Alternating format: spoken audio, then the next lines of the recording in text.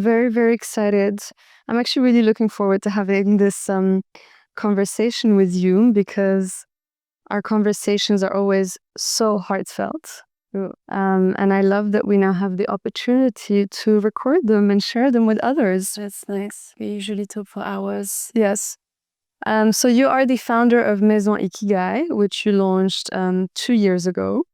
You are a breathwork practitioner, and you recently became a mother. Huge accolade. And the reason I really wanted to share your story today is because I feel that I have witnessed firsthand your transformation over the past few years. And I've really seen how committed and dedicated you've been to doing the work. And you went really deep into it. And that's one of the things that really fascinates me about you and your story. Thank you for the invitation. So welcome to the podcast. Let's dive in. I want to go back a few years to the very start. What drew you to the philosophy of Ikigai and what it means to you? Yeah, sure. The name is it's always a word that I find really beautiful and profound. It means a reason of being, finding your purpose, like having something that make you go out of bed every morning. And that's really what I felt after my first training in breathwork. I finally felt alive and more aware about the mission and the reason why I'm here on earth. And it brings so much life, so much purpose, that for me the name was it makes sense that I just choose Ikigai and I added Maison. Maison means home in French. And for me, your home is your body and the connection to it. And actually, during the start of the journey, I realized how much disconnected I was to my body. I was not really listening to the message he was trying to communicate. This is how I chose Maison Ikigai. And so it's quite a big statement what you just said. So during your first breathwork training, it finally felt that you knew why you were here and what your mission was. That's huge. And actually, a lot of people go through the soul searching to figure out what that is. Yeah. Some figure it out, some don't. It can be very specific for some people. It can be more broad for others. And definitely, I think in today's society, with this movement towards awareness and consciousness and spirituality, a lot of people are in that process of figuring out their purpose. Which is beautiful. Yeah, it's beautiful. That we have more, it's more accessible, as you said, all the practices. Yeah. And there's more tools. Yeah, more tools, more things to try. And that's actually the positive side of living in a modern world, is that we have access to so many things. Podcasts, webinar classes. So as soon as you have interest in something, it's quite easy to really dive in and try different things. Mm-hmm. And for you started this deep dive and let's say soul searching in a way during lockdown. Yes, and exactly. It makes sense. It's a time when most people finally had the opportunity to go inwards. Yeah. Lockdown, I think we all had a lot of time, and we were all sitting in the uncertainty of this time, which was, we didn't know when the world will reopen, how things will be, what will be the big change that we will have to experience as a community. So for me, it was, I just moved a month before, I just moved to London to join my boyfriend, now husband. This was already a big change. And so a month after the lockdown happened, and at the beginning I thought I'm dealing with that really well, it's fine. I'm someone quite curious. With the move or with COVID? With both. Yeah, it's quite a challenge to deal with both. With both, and I was in this state of mind of maybe I'm not really accepting that it can be difficult. I'm just gonna have to push myself and This was a bit my mindset before, and be productive and keep myself occupied. And I didn't realize at this time that actually I was doing all of that because I was trying to avoid to really check with myself how I feel.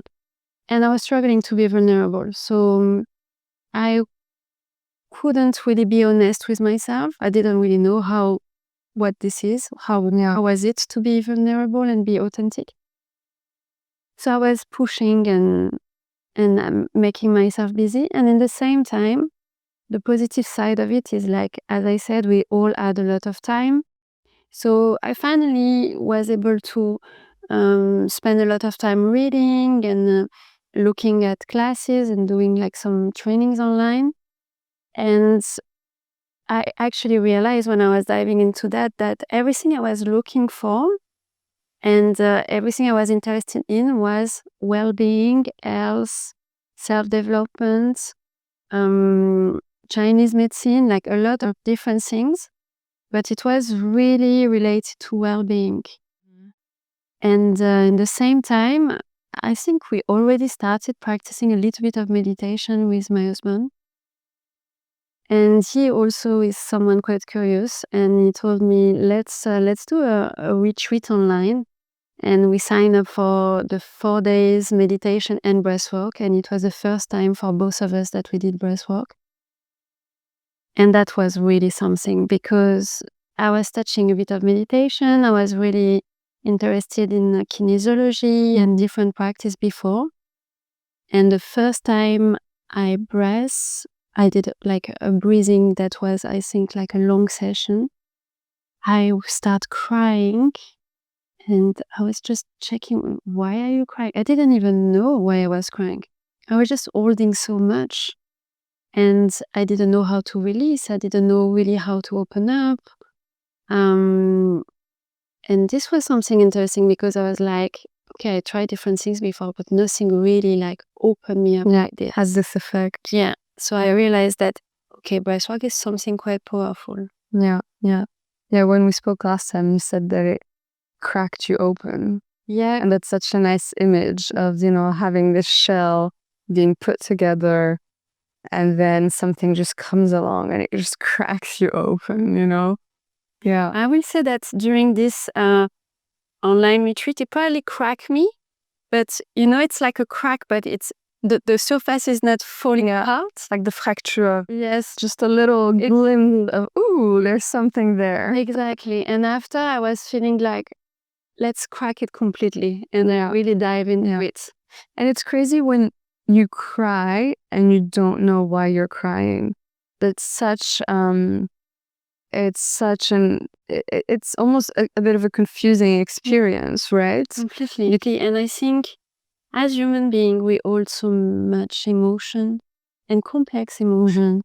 So this sadness can be mixed with joy and can be mixed with anger, and joy can really meet as well. Yeah, like it's really complex. And at this time, I was really unaware of emotion. I was really like, if you are sad, that means there is something. I was really not, as I said, connected to my body, but also connected to my soul. So it was really new. Really, really new for me. And during the time where it became a bit more challenging, especially with the uncertainty related to your career, because you were self-employed, you were running your business, it was a fairly successful business.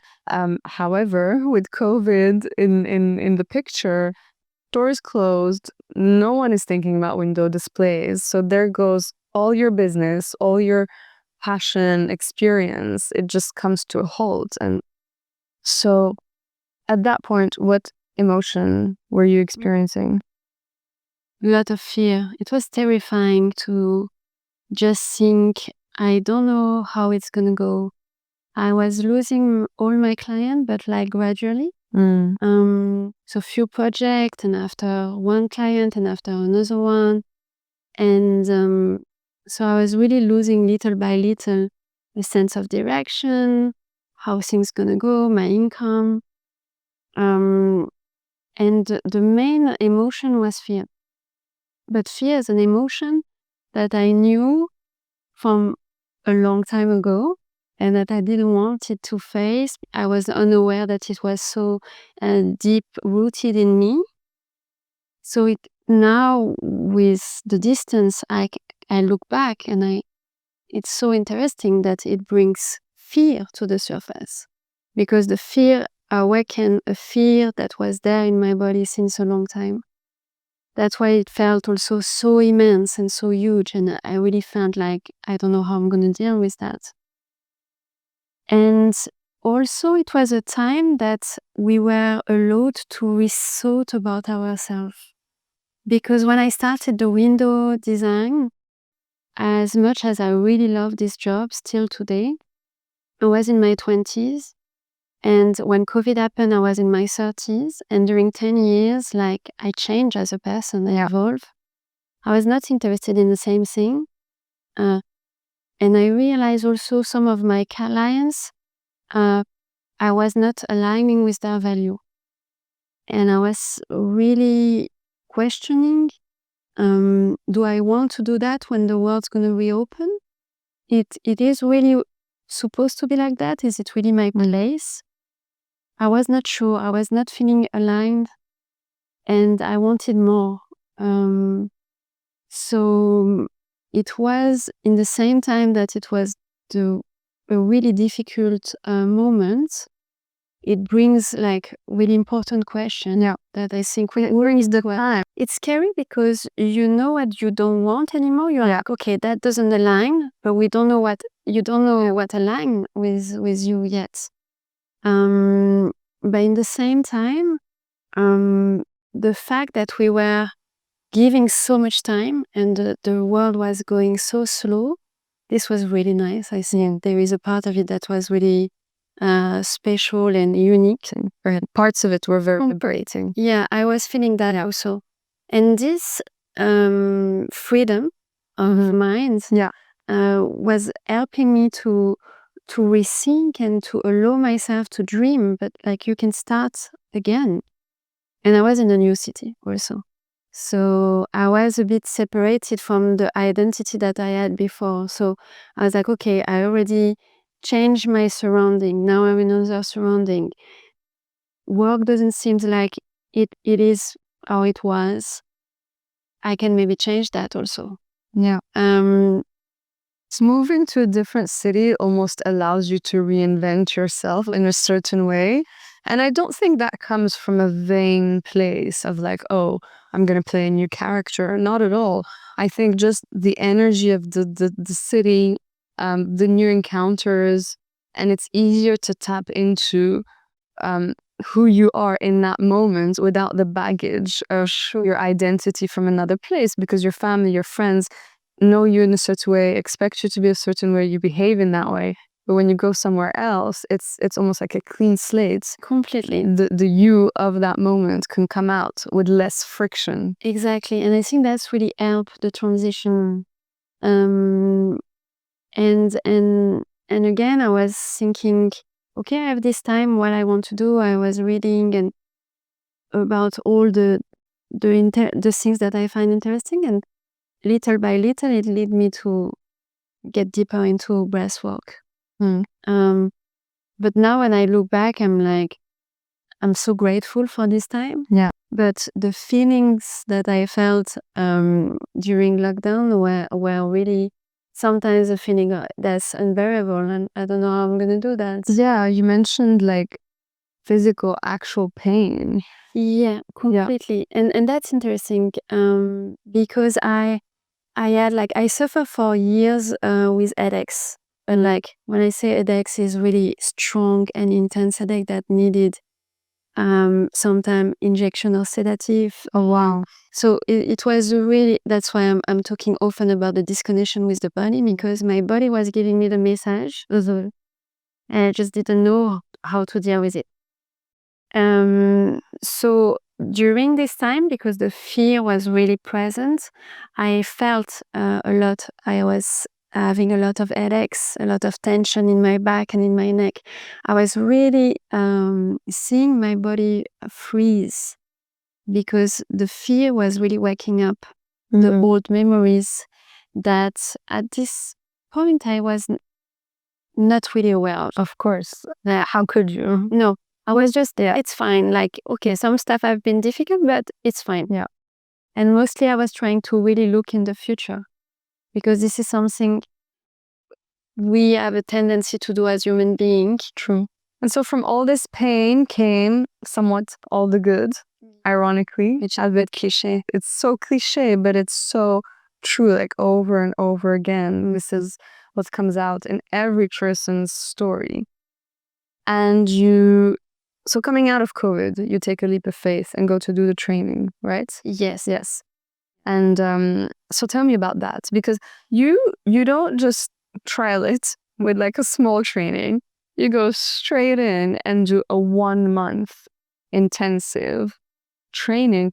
And like putting things into context, just coming out of COVID where we haven't really traveled a lot, we haven't really interacted with people.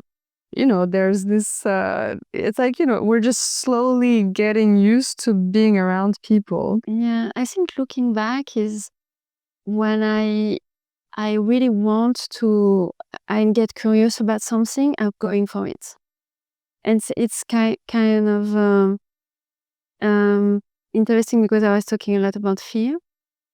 But it seems sometimes that there is a voice telling me this is where I need to go, and I didn't really thought too much about it. I did some research about training, of course.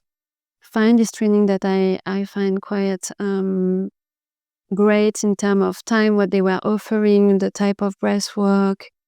And I was like, oh, month training seems really like an immersion, because a lot of training are sometimes online. I didn't want it to do online. And yeah, it really felt like this was the right thing for me. And when I arrived there, it was really funny, because I felt so. It was the first time I sat in a circle. And the concept behind is to have a space where you can talk without being interrupted. Because when I sit in a circle for the first time, I realize I'm quite comfortable to speak about how I feel to my friend, but it's really different than sitting and no one's gonna reply, no one's gonna tell you it's right, or maybe what you say, I think that. It's about I share how I feel and I sit with it. Yeah, it's almost a different form of communication, because we're so conditioned to say things and to expect or want, or even, want to generate a reaction in the other person. So because people are not replying, but they are present, they are looking at you in the eyes. Yeah. You really feel the presence. Yeah. Without the need of words, of validation, as you said. So this was my first time in a circle. And as I said before, I was really struggling with being vulnerable. So I start listening to the story of people around me, and I really feel like, what the fuck I'm doing here? Like, these people, they seems they had a really tough life. And yeah, I didn't I couldn't really connect to what been shared in the circle. I was thinking, I don't have that type of trauma. I thought it's such a funny instance when this happens. completely. I shared the story, but it's happened with my partner as well in one of the retreats that we did. It's almost like a knee-jerk reaction, right? To be like, I don't need to be here. I'm fine. I'm good. I'm good. These people are not, but I am, and then slowly you're like, okay, so then what happened? Yeah. So this was the first feeling I had just sitting there, and I was really thinking, I really don't know what I'm doing here, but I'm here. And as I said, I often have like curiosity, and I had a bit of excitement. This is really new. I know nothing about that. The people who were seated in circle, they also were quite advanced in their healing or spiritual journey. So I felt really curious, excited to discover more. And the day after, we started the first breathwork session. And same, I had practiced a bit breathwork, but I didn't know any of the different type of breathwork. I've seen that there is a lot, but I didn't experience all of them. And we will go into more detail on this and explain what are the different practices and which one is more useful depending on what You are looking for, because I think that's so important. for sure. Yeah. So I didn't know, and I went in really without expectation. And after a few sessions, so much came back to the surface, but really quickly. So I was a bit scared. Um, I remember I went after a few days. I went to see the assistant of the teacher, and I share with her, like, I'm starting having nightmares. There is old memories that are coming back. Is it okay? And she said, yeah, this is what it's all about. But I didn't even know that. And I thought I will learn more about different breathwork practice. I couldn't. Like the more technical side. Yeah, I didn't imagine that a huge part of this training was working on myself. Yeah. Working on myself to be able after to help others. Yeah. But of course, I thought, oh, I probably have a bit of work on myself, but I didn't really know That was probably like 90% of it. exactly. Yes, that's completely right. And so the first few days, I didn't even know you can go so deep with breathwork. I went, now this is crazy. This is crazy. And I guess with that, you realized how disconnected you were previously from yourself. Complete. That in our previous conversations, you also mentioned that somehow you also realized that made you disconnected from yourself, of course, but then it also made you disconnected from others. Completely. I couldn't relate often if people were sharing about their childhood or a lot of intense experience they had in their life. And they were sharing that they were sad. I couldn't relate because me, the sadness, I push it away. Yeah. It was really buried, the sadness, the pain, the anger. Anger is a big emotion that I try to hide really, really hard.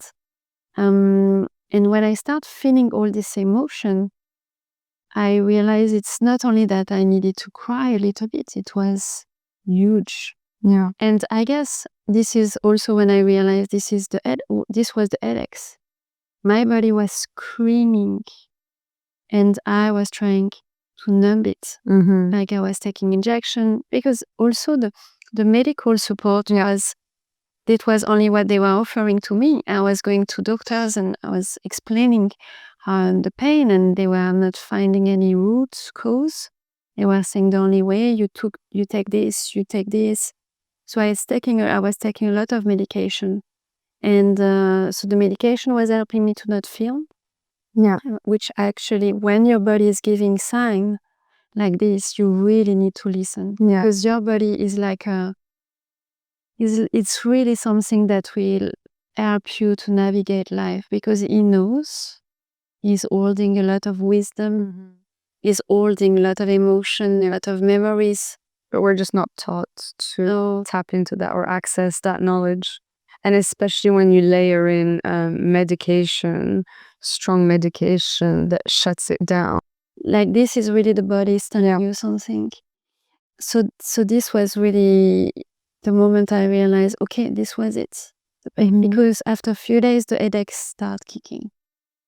After a few days in the training?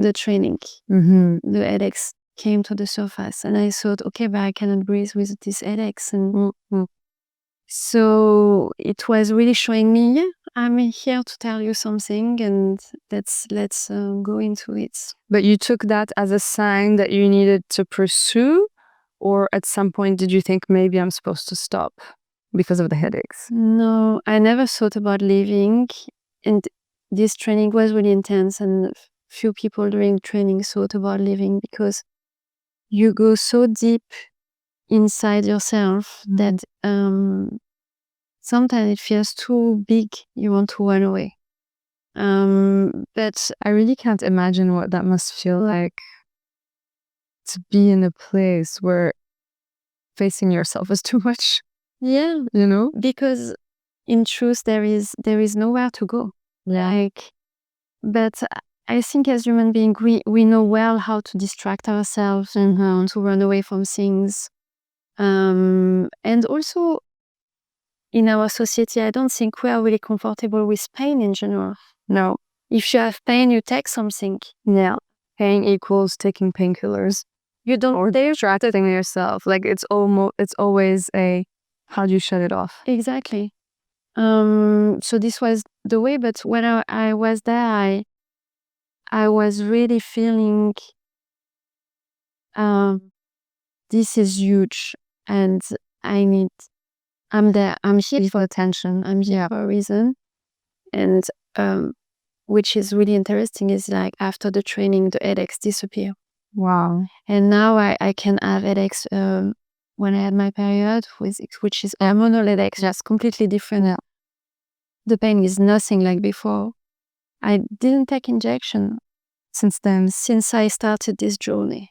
Never. Whereas before, how frequently? Once a month, injection, lot. A painkiller, sometimes every day. Wow. Yeah. What a big change that is. Years. And I do want to take some time to talk about the importance of the context and the environment in order to open up. Yeah. Because it can almost have a negative effect. Yeah. If the environment is not right and the timing and the context of it is not, I guess, just not safe. Yeah.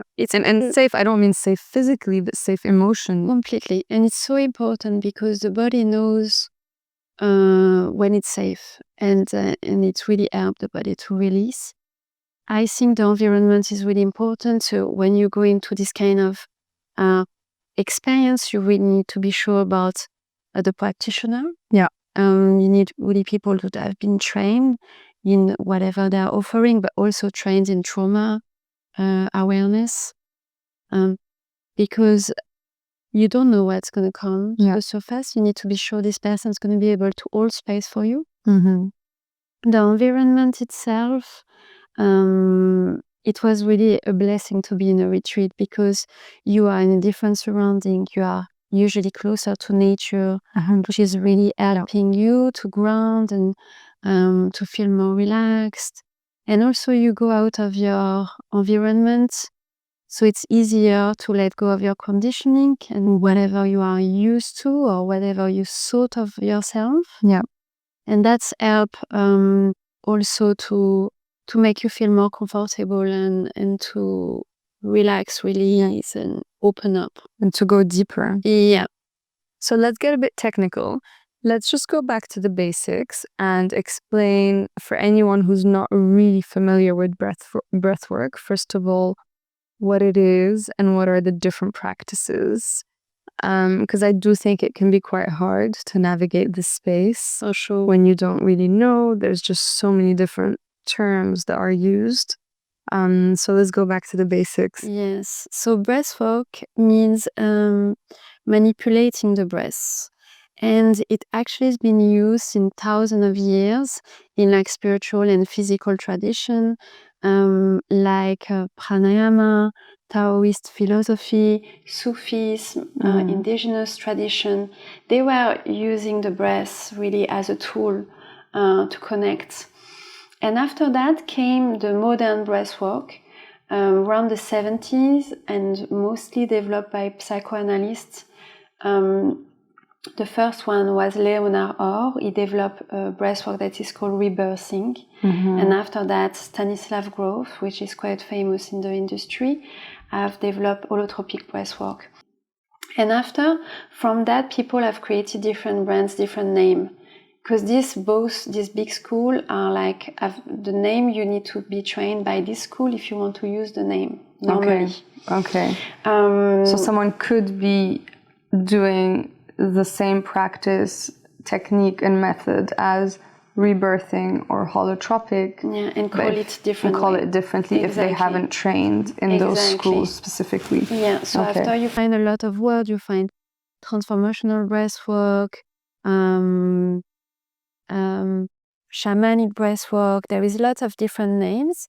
That can be a bit confusing for people. So it's good to kind of ask before and do your research and also talk to the practitioner and see what they've been trained in. Because also now people also create their own practice for me. Yes. And they can add other things, add Reiki to it.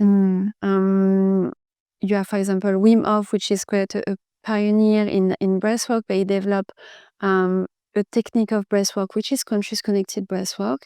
And he added it with the cold exposure. Yeah. And he created his own brand on it.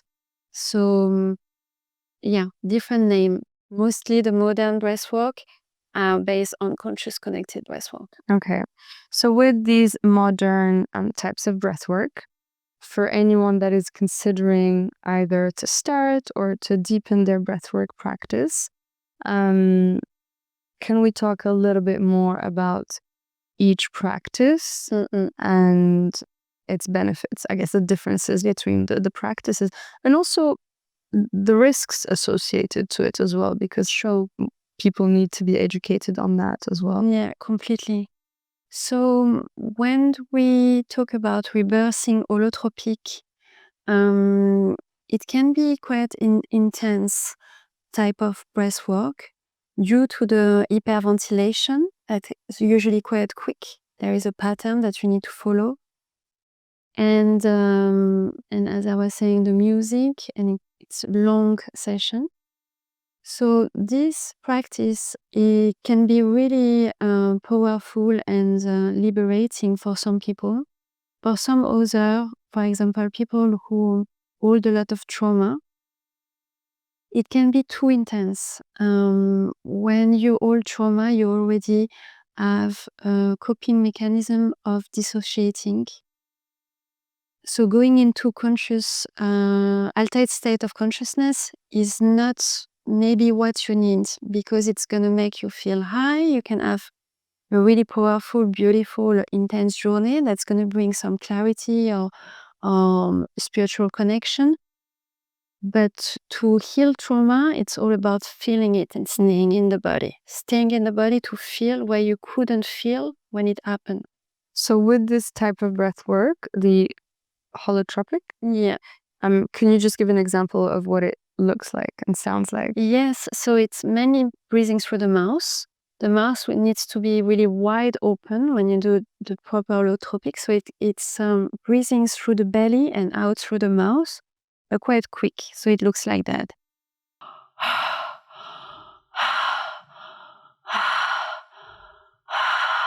So it's really, I understand the work part in the breath work. It's actual work, And I remember the first time I did it, it's like a workout. It's not natural, right? they're like, it's not a natural breathing. We are not supposed to breathe. We're not like that in like life. exactly. It's LLC to breathe like that. okay, so this is the holotropic, so it takes you places. Exactly. It can activate the prefrontal cortex, which is bringing some DMT in your brain, which can make you have a trip, basically. And this is the high that sometimes people refer to when they have these intense breathwork experiences. They can be really healing for some people. Yeah. Can be a bit damaging for some people if they are not ready. They didn't do maybe other things before. Or with the experience I have, I don't recommend going first hand into that. Okay. So who would you say is more suitable for this kind of practice? Yeah, so this is more like the intense one. The risk, as I was saying, is like dissociating. Also, it's not recommended if you have any heart disease or anything like that, because it's an hyperventilation. I will recommend for this type of profile to go more into a somatic breathwork, which is the second training I've done. It's called Biodynamic Breathwork and Trauma Release. I give their name because it's a school that is really amazing and highly recommend for people who are looking to train. And I've heard many great things about them as well. And the trauma release part is really important. The idea is really to stay in the body, not build up too quickly altered state of consciousness, even if you can, with this type of breathwork, experience something like that. Yeah, but it's softer. It's softer. You stay in the body, you build up your practice. Because also what we didn't mention, the holotropic example you gave, usually it's 1 hour, an hour and a half, right? The real one can go to, because when I say the real one is like when you practice from this school, it can go to 3 hours. That's insane. It's a massive trip. Yeah. It's a lot of work for the body. You move a lot of energy. Yeah. That's why it needs to be practiced wisely. Yeah. And I mean, don't get me wrong, it is amazing. Like, I've had insanely beautiful experiences from this, but I'm just saying how it's quite extreme in a way. Completely. Yeah. And same as you, I had amazing experience. So the first training I've done 200 hours of breathing, and it was 200 of breathing, intense. And for me, it was what I needed. The way I've been there, it was calling me. Yeah. I needed that. As I said, I needed to be cracked open. So Yeah. I needed to go really like deep for it.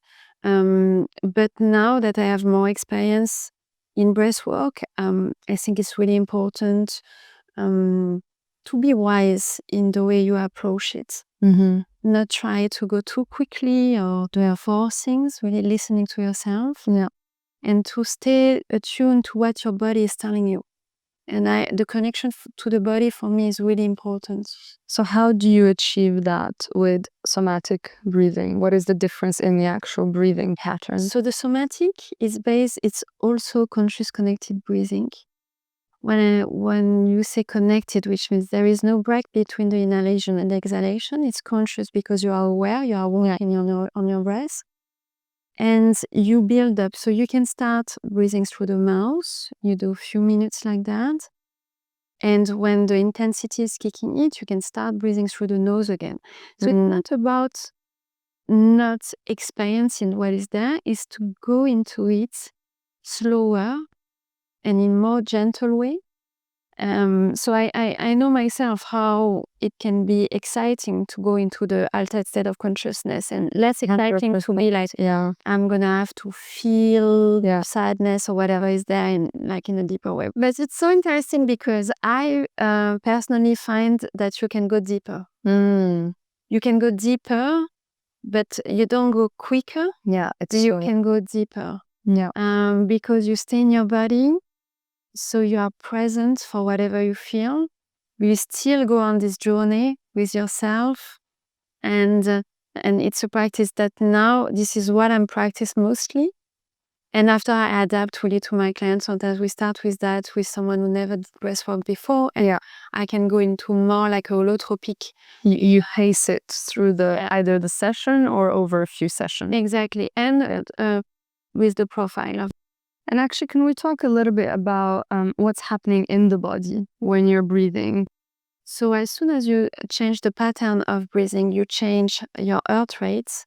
So you change how your nervous system feels. And the nervous system is separated in two. So you have the parasympathetic part, which is the fight or flight, and which is something that you can get stuck in quite easily. And the other part of the nervous system is the rest and sleep. And so when you start manipulating your breath, you actually stimulate both parts of the nervous system. Okay. Depend of which breath work you do. So when you breathe through the mouth, mostly you are activating the fight or flight, which is interesting. Because we are looking for the rest and sleep, but through this manipulation, you are altering and you are bringing to the surface what is present, what is actually causing you to go into this fight or flight. But that's why. So it's like shedding the light on the fight or flight reason. Exactly. And the thing is, so that's why when someone is already stuck in the fight or flight, really stressed but to a high level, I really don't recommend going into this type of journey. It's actually what happened to my husband, and he had epilepsy. Which was a very, from can sit experience. So I witness it, and I know the risk of breathwork when it's done not in the right way at the right moment for someone. And So it's because he was in a very stressed time of his life, dealing with certain things. And then, as I know from the story, you went to a certain retreat, and then it was a very intense. yeah, it was shamanic breathwork. Okay. And it's the first time I did shamanic breathwork. And shamanic breathwork is rooted on holotropic breathwork, but they even go quicker. Oh, wow. Outside self-consciousness. Okay. So you breathe really, really quickly. And they were really pushing us, the practitioner, to go quicker and quicker. And my husband can be quite competitive, and he really entered the session with the wrong mindset, because you really need, that's why I'm talking about intention. Yeah. What's your intention? I think his intention was to go in an altered state of consciousness and to have a trip. But he was not in a state for that. He was already too stressed, and he needed something chill To calm him. to calm him, to tune in his body, and to feel more relaxed, and to bring him to the other part of the nervous system. Yeah. And he pushed, and at the end of the session, he had an epilepsy crisis, and he never had that before. So breathing can trigger that, and it never happened again, and hopefully will not. But now it's not recommended to practice intense breath work anymore. Okay, just intense. Something softer he can, or Softer I can. Okay. Yeah. It was first, I think it was one of the biggest, scariest moment of my life, because for a few minutes we thought maybe he passed away. He was not replying. He was blue. So it was really difficult, and I walk away from this experience really asking myself, this doesn't happen just like that. This happened for him for a reason. He had his own lesson from it. And I think I had my own lesson from it. That is not something you can push. Really be aware of the intention, and really checking with every client where they are, Yeah. what's present for them. Yeah. Would you say that was a turning point in your practice? Yes. Yeah, completely. So this experience was one of them, for sure. And actually, in the exact same time that this happened, just the day before, I realized that I was losing my arm.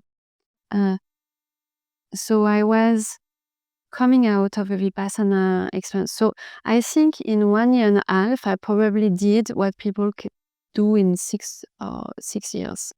I was really pushing myself because I was thirsty to heal. Yeah. Because for so long, I kind of lied to myself, unconsciously, of course. As soon as I started opening up and opening this Pandora box, I was like, now it's time to really deal with all of that.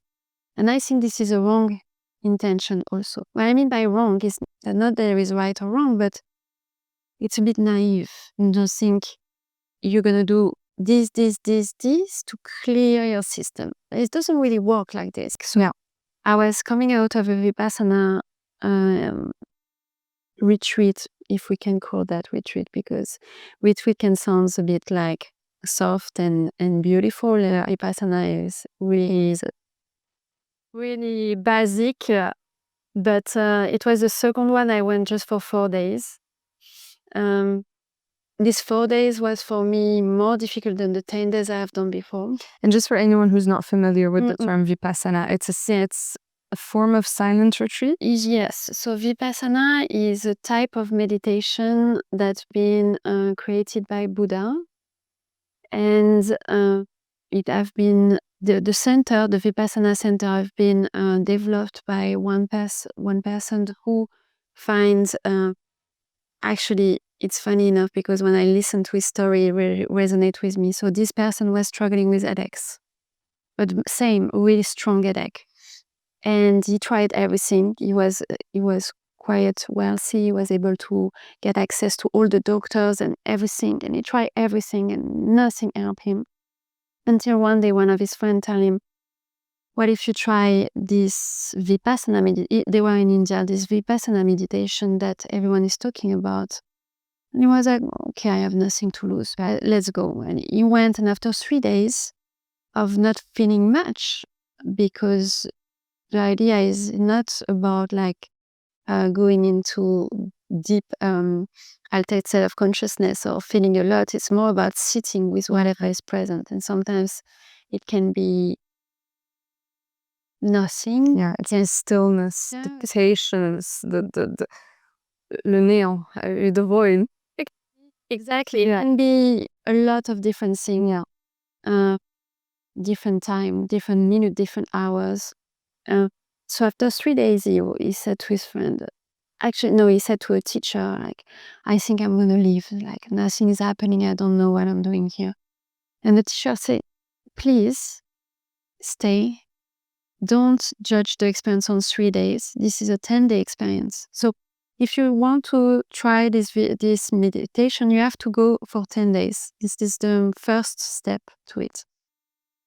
And after, I think, 8 or 9 days, he had like a huge release and understanding. And the headaches left. And so for him, it was so powerful and life-changing that he said he was quite wealthy, as I said. So he was like, I need to develop that. This needs to be everywhere. People need to practice that. So he developed at the beginning a lot in India. He opened a lot of center in India, and after he went everywhere. So today there is center everywhere in the world.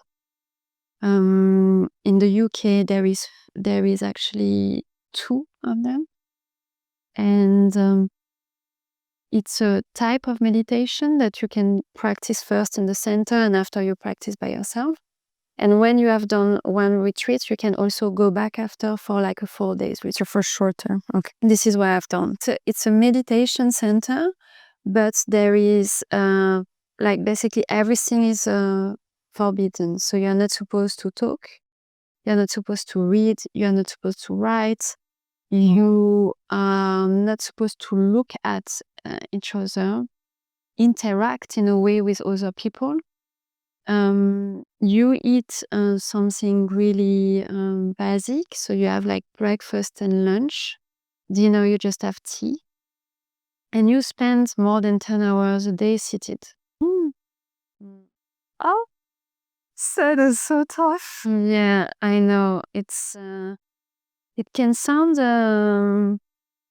I remember when I shared that with my mom the first time, she was like, but why do you want to do that? But you're crazy. I had a really good experience. I didn't find it so hard, and I had a lot of clarity from it.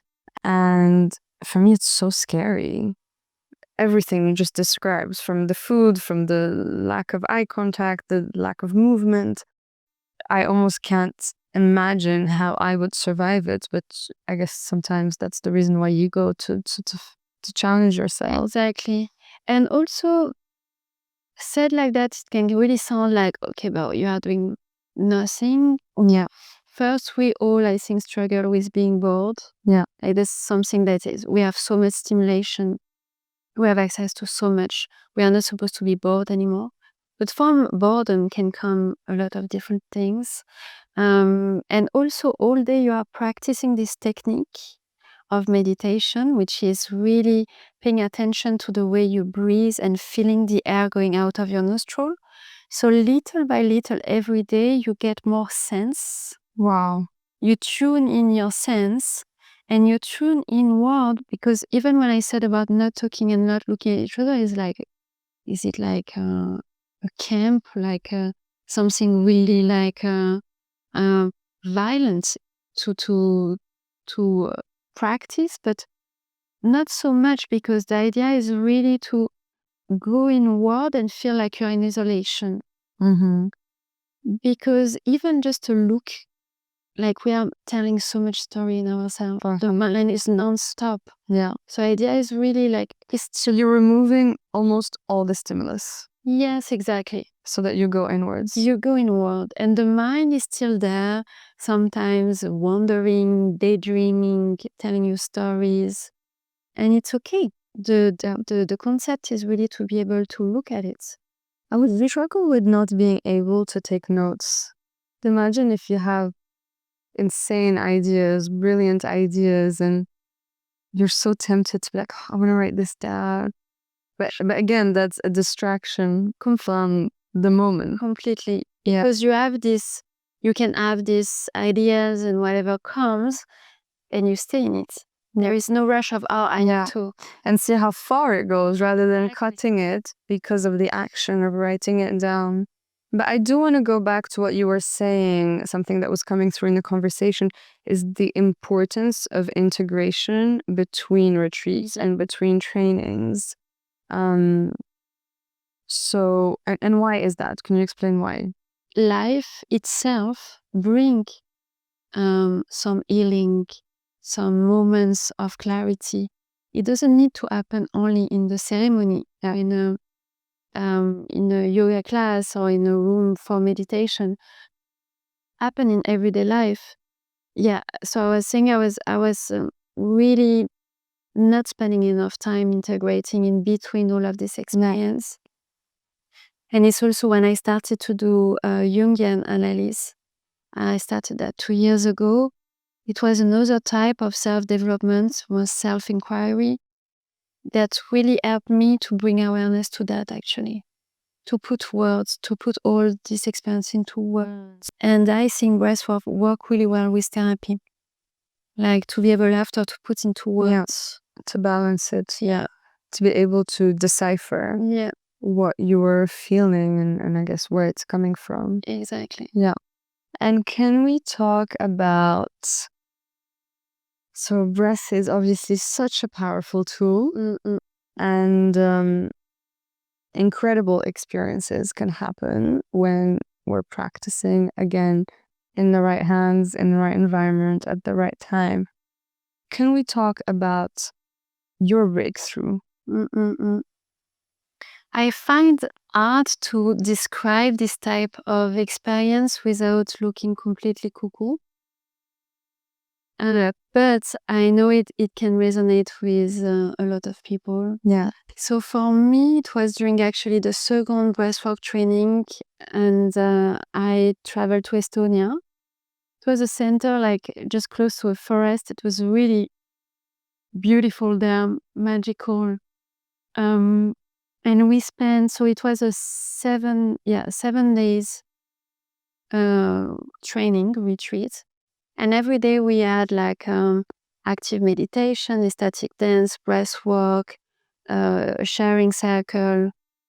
So big days, like intense journey, and we were working every day on one chakra. And the last day, I went into the active meditation. And when I entered the meditation, I start feeling like fire, like a huge energy coming in from my pelvis, like coming up. And I was like, okay, that's interesting. I start like having my hands cramping, and my jaw was really tense, and I was like, something is going on. I could feel my body was trying to like move in a certain way. And I went back to my room and I start journaling about something that had happened, like an experience that was really difficult. And I start journaling about it.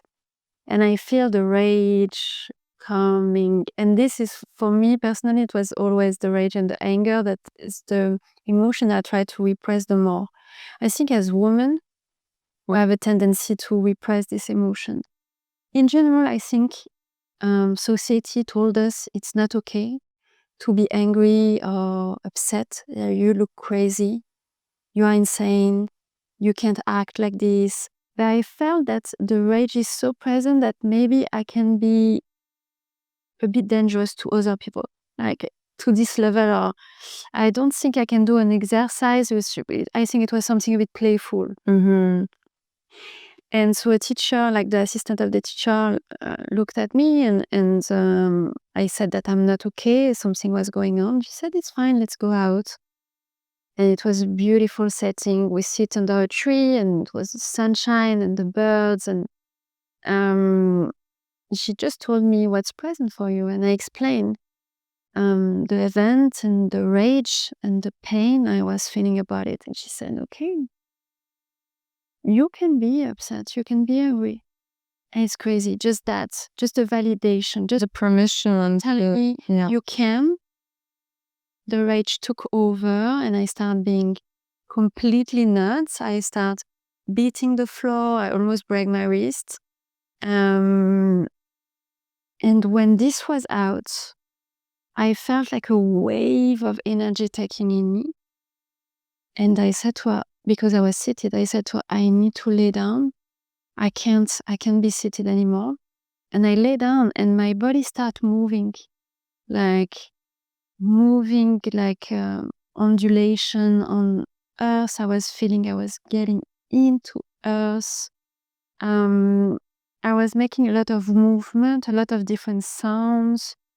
I was chanting. It was extremely bizarre. Like, I was aware that I was doing that, but You're not in control. Yeah. I couldn't control, and Like a trance. and it completely, and I was saying, but why I'm doing that? It's so bizarre. The voice was telling me it's so bizarre, but I couldn't control anything. I felt extremely safe with this woman. So I was alone outside under a tree in beautiful nature.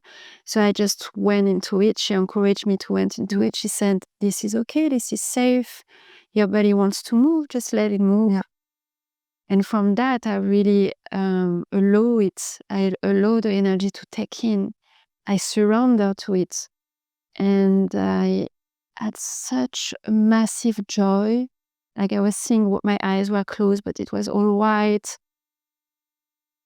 And I was saying to her, I never been so happy. I just never been so happy. The joy was just so pure. I think this is something about breathwork. You feel the emotion when, like, in the purest way.